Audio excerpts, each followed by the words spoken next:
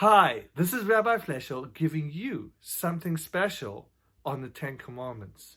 I remember when I was young, people would always turn around and say, I don't keep the mitzvahs, I don't keep the Torah, but the one thing I keep are the Ten Commandments. If I keep the Ten Commandments, then that means I'm a good person. What's really interesting is that the Ten Commandments is actually a mistranslation. The Hebrew word is not Aseret HaMitzvos. It's actually Aseret HaDibros, which are the 10 statements. What the 10 statements aren't implying the fact that these are the 10 commandments you should keep. But the 10 statement implies that every other mitzvah comes from these 10 statements. Now, a few years ago, it really hit me very hard. I had a student who, when I think back to him, this student was extremely negative about Judaism. He came on an Israel trip. Let's say his name was Joe. And Joe looked at everything in a very negative way. He would argue with the rabbis. He wasn't interested in Judaism. And in fact, when he came back from his Israel experience, I never saw him for a very long time. About 2 years later, I'm in Shul, and it's Hanukkah.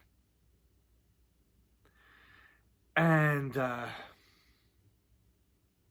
look to my side, and I see someone who looks so similar to Joe, but it couldn't be him. Why? This person had a black jacket, a white shirt, the tzitzis were coming down, he was wearing a kippah. It couldn't be Joe, but it looks exactly like him.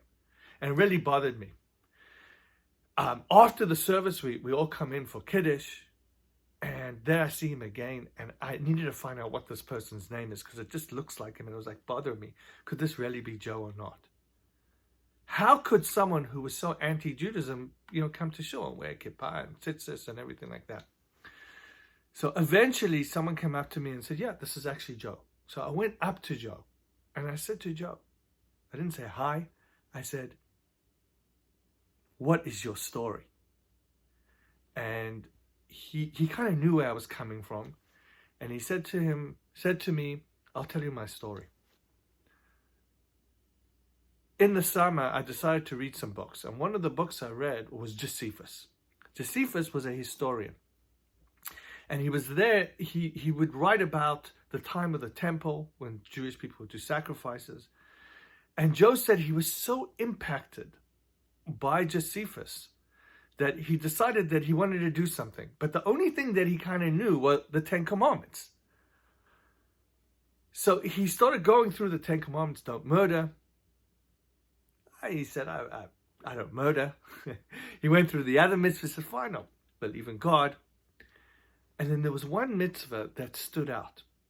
And I think it was a very powerful idea because many of us say, we keep the 10 Commandments, we're good. But we always miss this one. And that is Shabbat.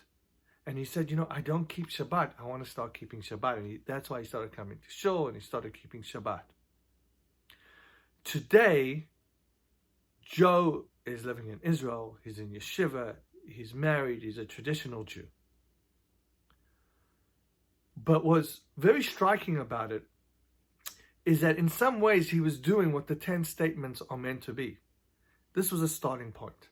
It was a starting point for the Jewish people. Every other mitzvah was derived from it. The mistake that we sometimes make, as mainly from a perspective of a non-observant Jew, is that, this is it. This is the only thing that we have to keep. But it's not. This is the root. And in fact, the more that we learn about each of these mitzvahs, we can see how all the other mitzvahs come from it. I think this is a good starting point to maybe spend a few more sessions on the 10 Commandments and to learn about them as we come to the holiday of Shavuot. But I want to wish everyone a wonderful Shabbat and a safe Shabbat. Shabbat Shalom.